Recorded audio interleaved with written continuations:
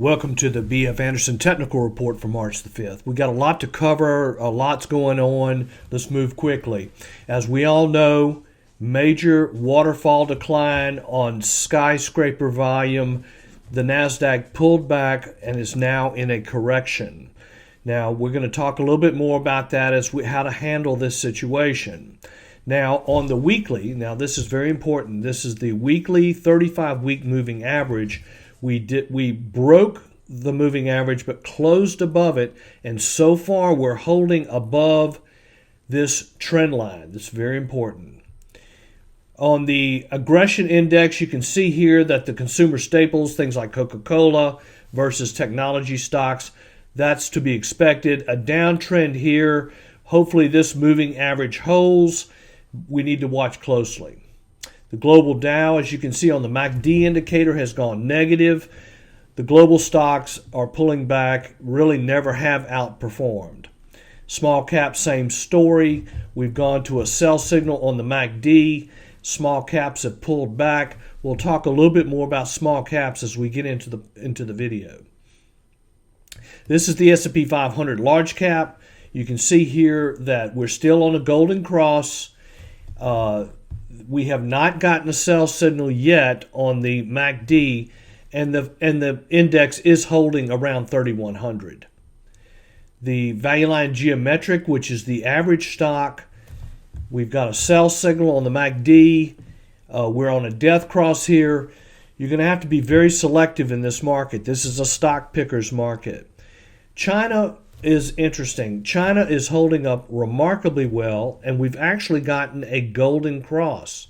So the logic there could be they were the first ones to suffer from the coronavirus. Perhaps they'll be the first ones to come out of it.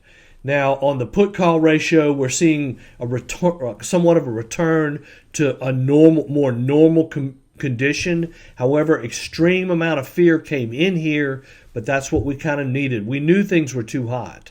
Now, this is a graph where every dot represents a week. We want to see that this holds. We don't want to see 2 or more weeks in a row below the line like we did back here. So far, this is holding. So that should be our guide at this point. Now, on the S&P, the last graph was the NASDAQ.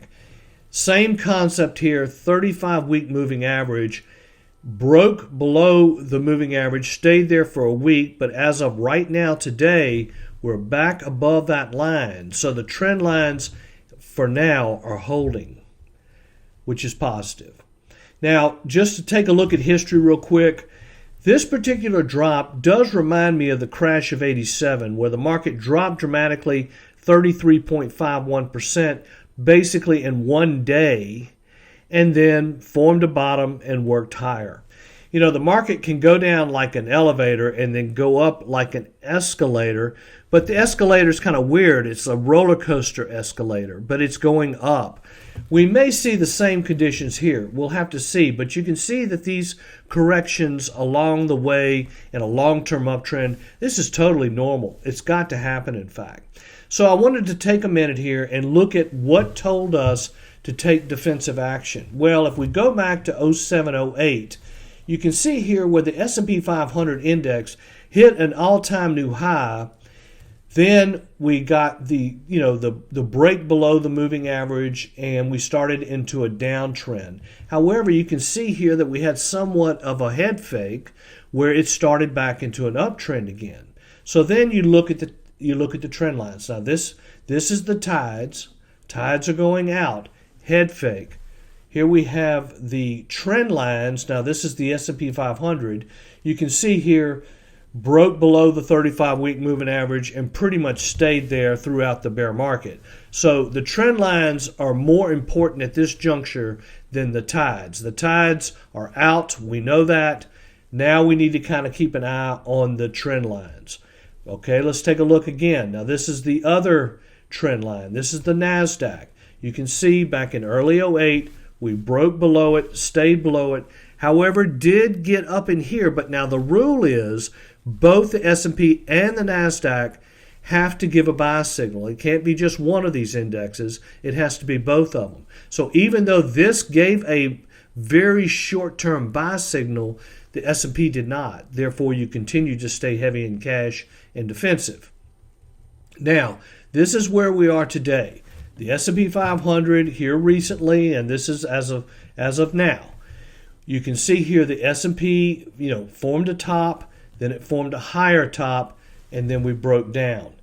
However, I really think the canary in the coal mine here is the small cap stocks. Because then again, if you go back and look at the same example we had for 07-08, they hit a high, then they hit a lower high, and then they broke down. The small caps. This is where we are today. Again, we made a high, now we're making a lower high.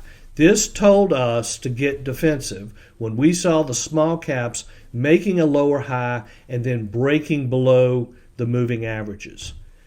All right, here are the top 5. These are the stocks that appear to be holding up the best in this environment. They're exhibiting what we call relative strength. DocuSign, again, this is one of these types of companies where if you have to sign documents, you can do them remotely and virtually over your computer. Interesting pattern. It looks good. Dexcom, now this is more to do with diabetes, which is a glucose monitor. Needs to do a little bit more work. This was a gap up buy signal. We really didn't hold that gap. It came down and broke the gap, but starting to recover. Keep an eye on it. Next would be a company we own, a stock we own called Regeneron Pharmaceuticals. You can see here breaking out to all-time new highs. We got the volume clue back here about a week ago, 10 days ago. And this company, what they're involved in is they're making therapies for the coronavirus. So you can see the action in the stock, but it is breaking out of a base when really nothing else is. Again, very strong relative strength. Now here's another stock, Ring Central. This is a company that allows you to have an office phone system that is virtual, meaning that if you call someone's office, it'll ring their cell phone. Pretty simple. But it's a software platform that we've heard very good things about. In fact, we use it. We also own the stock. I'll mention that. Again, you can see here needs a little bit more work. Needs to kind of break out of this base here. However, we did get a little bit of a volume clue back here when it gapped up on this move. So Ring Central is interesting. Now here's Tesla. Again, we got the parabolic move up around 975. Stock has cooled down. I think it's got a little bit more work to do. So there are some opportunities in the market right now. This is really a stock picker's market. If you have any questions, feel free to give me a call. Thank you very much.